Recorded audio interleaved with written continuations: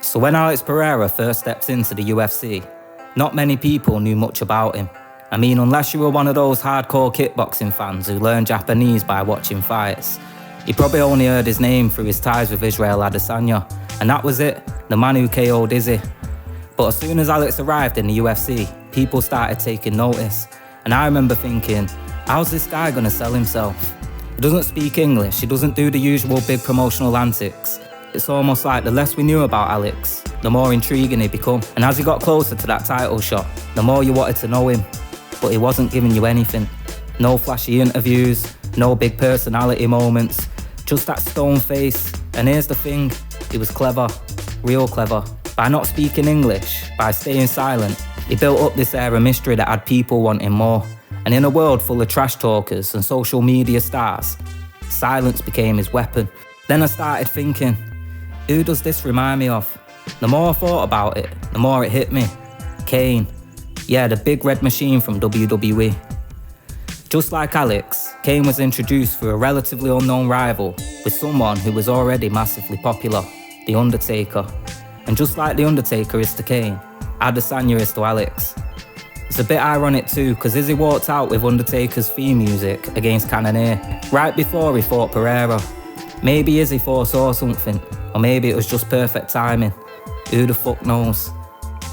Now let's have a little look at Alex's early days. The guy came from a proper humble background, indigenous roots, and he started drinking at a young age. But he eventually found out that training, fighting, and having that discipline could keep his demons at bay. So around the age of 21, he gets into kickboxing. A bit of a late start compared to some, but it didn't matter. The man's got what they call power tan, hands of stone. And once you've got that power, time becomes irrelevant. Poatan starts smashing his way through the ranks in Glory Kickboxing. He towers over his opponents in the middleweight division, and that's where he runs into Adesanya, twice. And what does he do? He beats him, twice. And in the last fight, he became the first person to send Izzy to the Shadow Realm, knocking him clean out.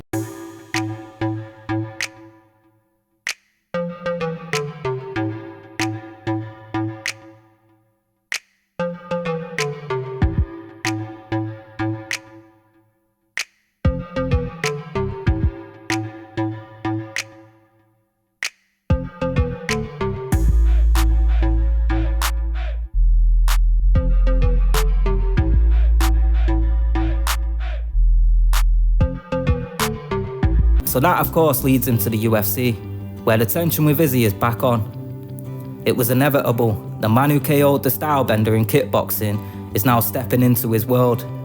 And you know their paths are going to collide again. Now that concludes Alex's introduction to the UFC. Let's get into Glenn Jacobs' early career, before he became famous. Because before he became Kane, the 7-foot monster we all know, we had to wade through a swamp of truly awful gimmicks. So let's start with the basics. Glenn Jacobs was an absolute unit, standing around 7 feet tall and built like a nuclear bunker. Before he found his true calling as Kane, he tried his hand at a few other characters in the wrestling world. When he was bouncing around the independent wrestling circuit, he worked under the name Angus King. Now there's not much info floating around about this character, because it was your typical big man deal. Nothing too exciting, nothing too memorable. Just a big fella in a singlet throwing people around for a payday at small shows. His first real gimmick though? Oh mate, it's a shocker. The Christmas creature. Yeah, you heard that right. In the US Wrestling Association back in 1993, Jacobs was basically a festive villain whose main job was to ruin people's Christmas. He'd roll in, start smacking heads, and just basically be the Grinch on steroids. I mean, it's a wonder anyone thought this character had legs beyond December. I reckon the only way they could have stretched it out was by making him some holiday-themed heel year-round. Maybe he could have been a zombie for Halloween, a red coat for 4th of July, or dressed up as a Vince McMahon lookalike on Labor Day, so all the other wrestlers could take out their frustrations over the poor working conditions. And don't even get me started on what they could have done on Thanksgiving. He could have invaded the WWF, then invited the roster to dinner, while giving them all blankets laced with COVID. But obviously they weren't that creative. So the Christmas creature was shelved quicker than an advent calendar in November. His opponent, a beast called the Christmas creature. He's got a chain, Jay! Hey, Jay! He got a chain! touch my tights one more time, I'm going to shove my fist right down that throat.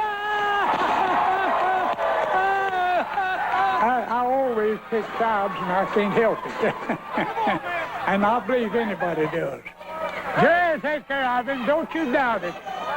Now let's just face it. There'll be a good side and a bad side.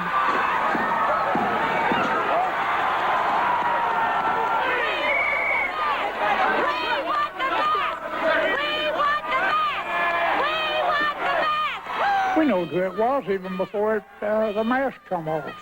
It was planned. It was planned just that way. But people still love it, don't they? Why, you better, if they didn't love it, they wouldn't throw their money away to see it. It's the biggest sport in the world today. Well, can you take that? Well, I can't either, but then... Next up, Glenn gave us Doomsday. Now this one on paper was more in line with what he'd later become. Your standard mass monster, coming out to smash heads in and ask no questions. But as it turned out, Doomsday didn't get much love from the audience or a push from the organisation. It was more of a footnote, a trial run at being the terrible giant we'd later see in the WWF. But I did go out and get the biggest, the meanest, the most homicidal, the most psychopathic maniac I could find, and I'm going to introduce him right now. Ladies and gentlemen, Doomsday!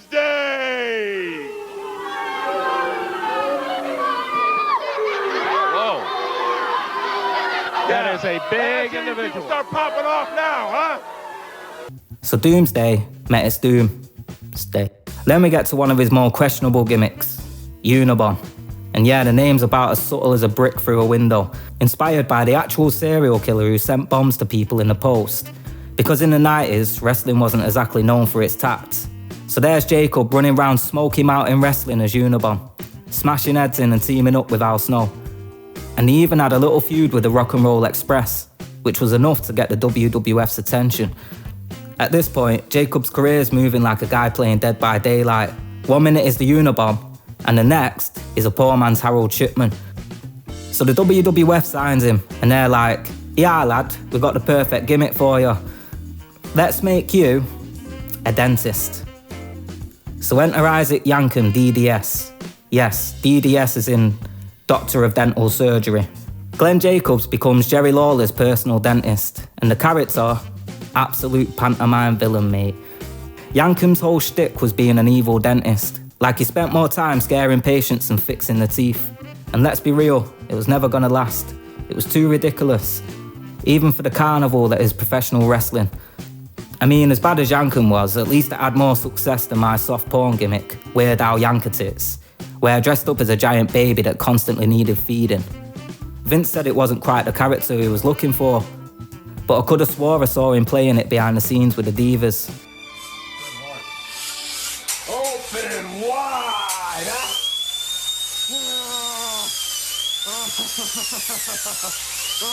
But anyway, it gets weirder.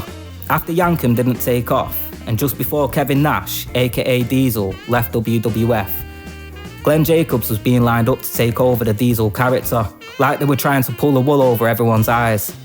I mean, come on, wrestling fans aren't exactly daft. Well, they are a bit. But this is where tragedy struck. The US government raided the WWF and assassinated all its leaders, replacing them with their own puppets after they got wind that the WWF was stockpiling Diesel. Nah, I'm only messing with you.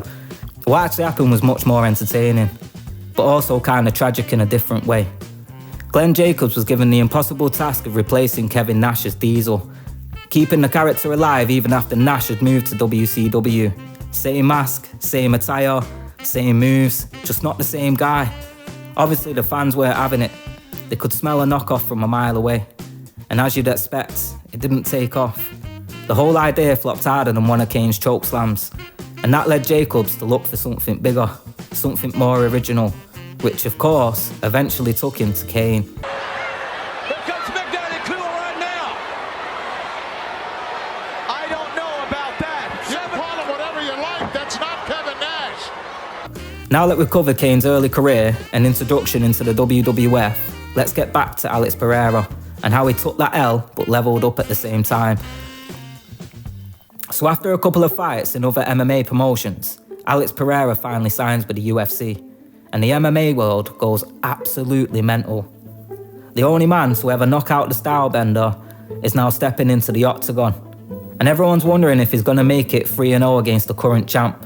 The hype is real. But of course, because it's the UFC and the MMA media love a simple storyline, everyone was saying the same thing. Oh, he won't get far, just take him down and hold him there and then he's finished. You know, the classic dismissal. It's like they forgot half these lads come from insane kickboxing careers, where they fought savages and walked out with belts.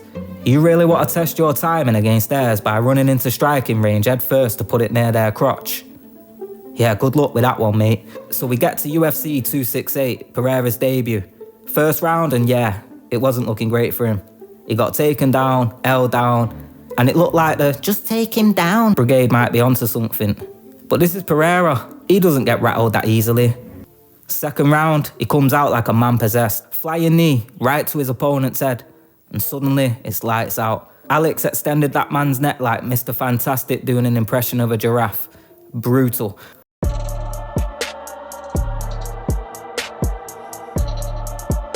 Next up, he fights Bruno Silva. Now, Silva's no slouch. He's a tough guy with solid grappling. But this fight is where Pereira really shows his evolution. He has sharp footwork, his striking's on point, and more importantly, his takedown defense is improving.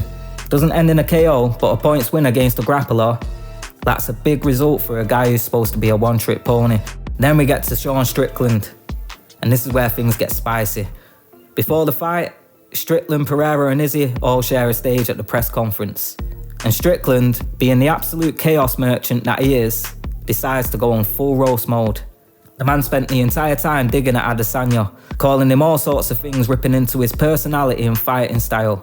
And it made Strickland a lot of fans that day. He was giving it large, and people were loving it. Izzy though, he clocked what Strickland was doing and told him straight, "Don't focus on me. That man over there will knock you clean out." It was like Izzy was warning him, almost predicting what was coming. Who's the best striker on stage? I mean, I would say me, but I mean, that man was the one that slept that man, so, you know, next to me, probably Alex. I mean, what was it like, 2-0 against Izzy? What was it, 2-0? Did you watch the whole fight? No, I don't watch Exactly, do your job next time. Oh man, I made the champion mad with his frosted tips and his gay little watch. Oh no! I'm just joking. Hey, Izzy is a savage, bro. Hey, watch out. Hey, what happened before we walked on stage? Hey. I smacked you on the ass like my bitch. Bro, your Pornhub is just filled with cartoons, bro.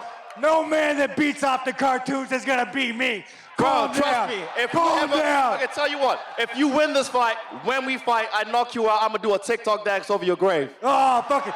Look at this grown-ass man on TikTok. Maybe that's the problem, bro. And you don't want this guy's a champion. Do something about it. You don't want this guy's a champion. Do something about it then. Bro, any Do day. something about bro, it. I will walk outside with you right now. Right now, you want to get my number?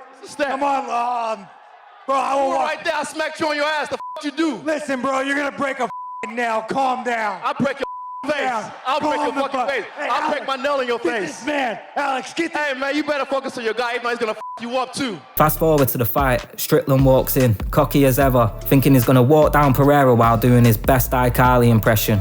1 second, Strickland's talking a big game, and the next, Pereira's iconic left hook lands flush. And Sean's on the canvas having flashbacks of the Vietnam War. And just like that, Strickland's title run's gone, and Pereira's is in full force.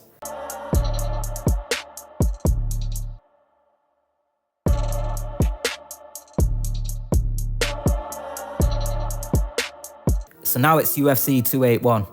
Adesanya versus Pereira 3, but this time under MMA rules. And like I've just butchered a giant buffalo, the stakes are huge.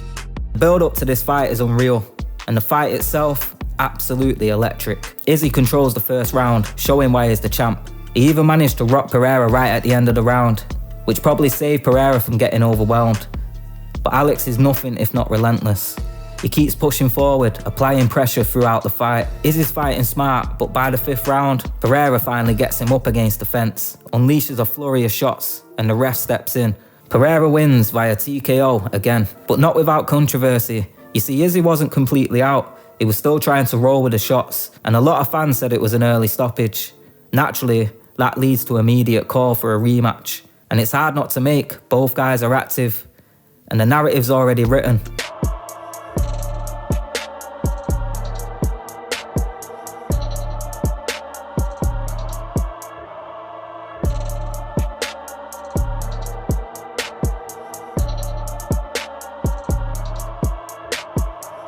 So 4 months later, we're back for UFC 287. This time, Pereira comes in more aggressive, heavy on the leg kicks, because he knows from the last fight that Izzy's legs were compromised. But Izzy had done his own work too.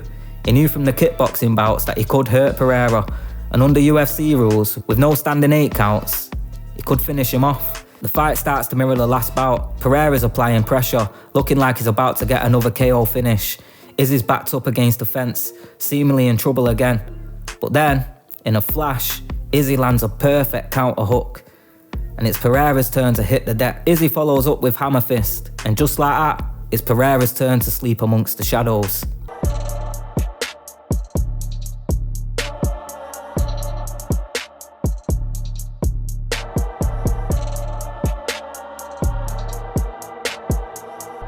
Now this concludes Alex's rivalry with Izzy so far. So I think it's about time we get back to Jacob's big red machine. Now, 1997 is where things start heating up. The Undertaker and Paul Bearer were like an old married couple who couldn't stop bickering, and they had themselves a little fallout. Paul Bearer kept putting rocks in the coffins and using a forklift to carry him through the funeral processions, blaming the obesity crisis for his laziness, and the Undertaker was fuming. Nah, I'm messing. But anyway, Paul Bearer then drops the bombshell. Undertaker's got a brother, and apparently Taker wasn't just about tombstones and chokeslams. Turns out, back in the day, he was a bit of an arsonist. Yeah, my guy's out here burning down his childhood home, killing his family in the process, including his brother Kane. Now how Kane survived this, I've got no idea, but that's wrestling logic for you. Fast forward to the Bad Blood main event. It's the first ever Hell in a Cell match. The Undertaker's up against Shawn Michaels, and the dead man's just about to finish the job. But then bang, lights go out. In comes Paul Bearer, dragging with him what looks like the love child of a demon and a fire engine. A massive black and red monster. The whole arena's bathed in red lights, flames shooting out the ring post like they've turned the place into a bloody volcano. The big red machine, Kane, rips the cage door clean off with his bare hands. Yeah, and for some reason Kane decided to make it even weirder by wearing the paws of a bear as gloves, giving him literal bare hands. Nah, I'm joking. But you get the idea, Kane looked fucking terrifying. He gets in the ring, squares up to the Undertaker, and then bam, pile drives him straight back to hell. The commentators are losing their minds, and just like that, the legendary rivalry between Kane and the Undertaker is born. From that moment on, Jacobs is no longer the guy with gimmicks like the Christmas Creature or Fake Diesel. He's Kane, the big red machine, and that's how we all will remember him. Now that we've covered Kane's introduction to the WWF and his rivalry with The Undertaker, let's get back to Powhatan. So after taking his first UFC loss to Adesanya, Alex wasn't about to sit around feeling sorry for himself. Now he decides to move up in weight. In his first fight at light heavyweight, well, the hater spree continues. Alex is like, let me just beat the guy that Izzy couldn't. You see, Izzy already tried his hand at becoming a 2-weight champ. But Jan was too big, too strong, and his wrestling was like trying to move a fridge with no handles. Izzy couldn't get the job done. But Alex, he steps in like, yo, hold my monster can. So Pereira fights Jan at light heavyweight and beats him on points. It wasn't flashy, but it was methodical. And it proved one thing, Alex could do what Izzy couldn't. So after taking down a former champ, the light heavyweight title was vacant, and the UFC calls for Alex versus Jiri Prochazka for the strap. But before we get to that, let's talk about the mess that was the lightweight division at the time. The title was like a game of pass the parcel. John Jones vacates after a reign that felt like it went on forever. Then Jan takes on Dominic Reyes, wins the belt, and defends it against Izzy. After that, Glover Teixeira, Alex's mentor, gets his shot. In round 2, Glover beats Jan by rear naked choke, becoming the second oldest UFC champ in history.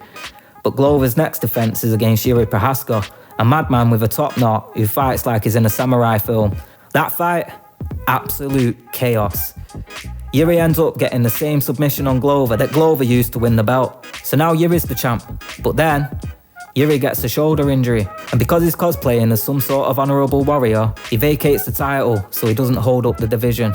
Fucking class act. Now here's where it gets even messier. The UFC throws Jan Blachowicz back in for the UFC title, this time against Magomed Ankalaev. But guess what?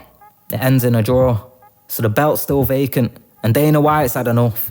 So he gives the shot to two new fighters, Glover and a rising contender in Jamal Hill. I swear Jamal's name was just supposed to be Jamal, but his mum sneezed and registered his name as Jamal Hill. I don't know. I just find it weird that it's spelled Jamal. I'm not hating on him, it's just a weird observation. But anyway, Hill beats Glover in what's basically a bloodbath. Glover's covered in cuts and Hill's hair looks like it's been dipped in a bucket of Glover's blood.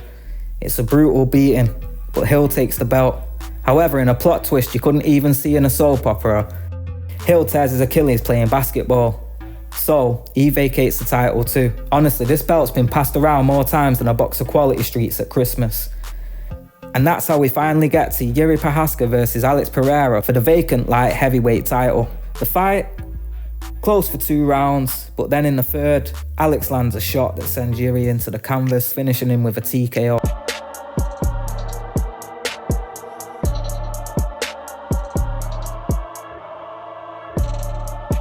Alex Pereira is now the UFC light heavyweight champion, avenging Glover's loss and bringing the belt back to their camp. From middleweight KO king to light heavyweight champ, talk about a glow up. But Alex's first defense isn't against just anyone. It's Jamal Hill, the same guy who brutalized his mentor Glover. And Hill's been giving it the big one. He's out here thinking he's the superior fighter in every way. Maybe shutting up some people that have doubted you. Like, what does this represent for you? Oh, make no doubt, I'm here to put him out. He gotta go to sleep. Only one way that this ends. It's okay with him ranking me as 4th. I'm okay with that. You know, whatever his opinions are, whatever. We're gonna get in there and see. We're gonna get in there and see. You already know how I'm coming. Question for Jamal. I see the interesting choice of water bottle right there. Can you speak a little bit more about it? You know, just getting acquainted with the visual that I plan on seeing on Saturday night.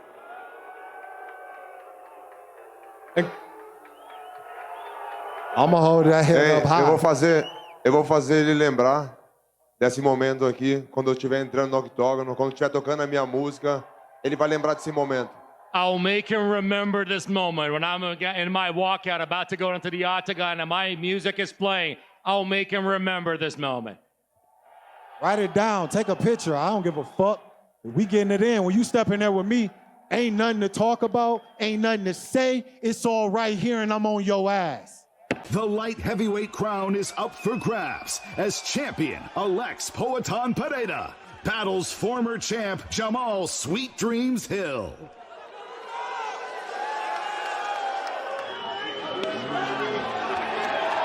champ is here! The real king is here! Let's go! Let's go! But how did the fight go? Well, it was over in the first round. Hill lands a low blow, and Alex just waves off the ref like, nah, let me cook. He traps Hill's foot and then lands a hellish shovel hook and follows it up with ground and pound. Hill's out, and Alex barely even cracks a smile in celebration, with an unbothered pose mocking his recent collaboration with a social influencer.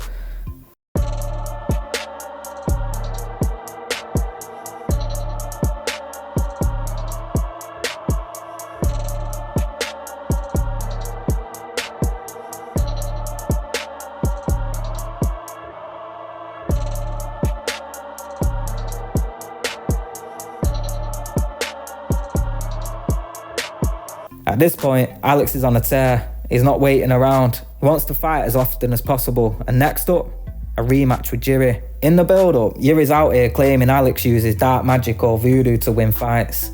And the fans start running with it too. Some reckon Alex gets his powers from an indigenous shaman. Others say it's the face paint, the headgear, and the ritualistic walkout. Even Adesanya said he felt something magical coming from Alex when they last fought. So now all of a sudden, Alex just isn't this stone-faced knockout artist. He's this mythical, almost shamanistic figure, and it makes him even scarier. The rematch comes, and this time, Alex makes it look easy. He rocks Yuri at the end of the first round and finishes him off at the start of the second. It's a brutally efficient display of violence. There's no fluke about this. Alex Pereira is the real deal.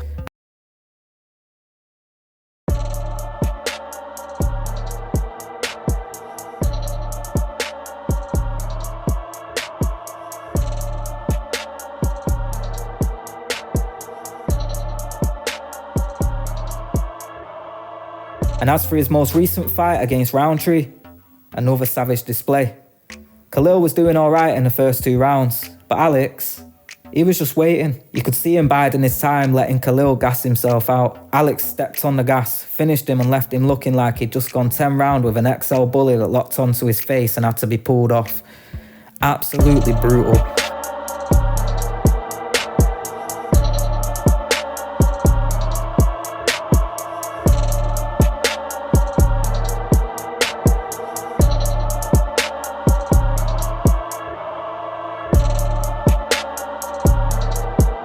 Now with Alex dominating light heavyweight, it feels like there's no limit to what this guy can do.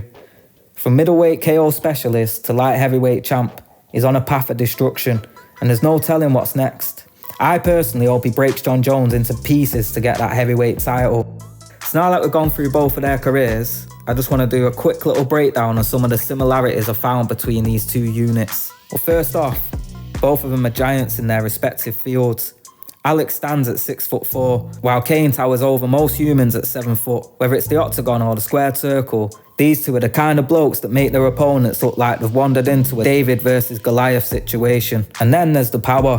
Whether it's Alex's left hook or Kane's chokeslam, these two have finishers that make sure people don't get back up. You take a hit from Alex's left, and mate, you're waking up trying to remember what year it is. And Kane's chokeslam, same deal. You're out cold thinking, how the fuck did I end up on Elm Street? Both were introduced to the world through a rivalry. Each brought in through a story of a champion's past they thought they'd buried. For Kane, it was his mysterious backstory as The Undertaker's long-lost brother. And for Alex, it was the ghost of Adesanya's past. Izzy thought he'd left Alex behind in the kickboxing world, but Pereira shows up in the UFC like Kane ripping the Hell in a Cell door off. It's the stuff of nightmares. Before both of these giants were fully introduced, there were hints. In Kane's case, it was Paul Bearer, constantly teasing, Kane is coming. For Alex, it wasn't quite as theatrical, but it was just as savage. Alex went on the ultimate troll spree. Izzy hates the Monster Energy brand, right? So naturally, Alex gets a sponsorship deal with him and flaunts it. While Izzy hides his monster bottles, Alex is holding his up like a trophy. Even after they fought, Alex stayed committed to the hater lifestyle, making sure every little dig hits its mark. Both have a sense of mythical mysticism around him. Alex gets accused of using dark magic to win fights. Fans reckon he's channeling some ancient shaman energy. Kane, on the other hand, well, he's literally come back from being burnt alive. You could say he's immortal, given the shit his character survived. Fire, demonic backstory. Mate, Kane makes it look like he's brushing it off like a little cold. And then there's that quiet mystery about them both. Kane didn't speak much when he first showed up, and that just added to his aura. Same thing with Alex only speaking in Portuguese. It's like you don't quite know what's going on behind those cold, calculating eyes. Especially for non-Portuguese speakers, it makes him even more of a wild card, kind of reminiscent of Anderson Silva. Less is more, and the mystery does the talking. So yeah, these two juggernauts, they've got more in common than you'd think. But obviously, don't take this too seriously. It all started out because I was watching a documentary on Kane, literally the day after Pereira beat Roundtree. And I kept thinking, yo, this is similar. Like literally every part of the documentary, I was like, that's funny, that's a bit like Alex Pereira. And then, yeah, like when I got to the end of the documentary, I thought, you know what, let me just see if I can do a little video about it. If you enjoyed this video, then you'll most likely like the podcast I do with my friend called Sideboob. That's SYDEBOOB. It's mostly about combat sports, and you can find it on pretty much any social media. So if you like this video, you'll fit right in. Anyway, let me know in the comments if there's any other sports stars with weird similarities like this. I heard there's a WWE wrestler who's just like the former UFC heavyweight champion Brock Lesnar. But anyway, thanks for watching. Don't forget to like and subscribe. See you in a bit.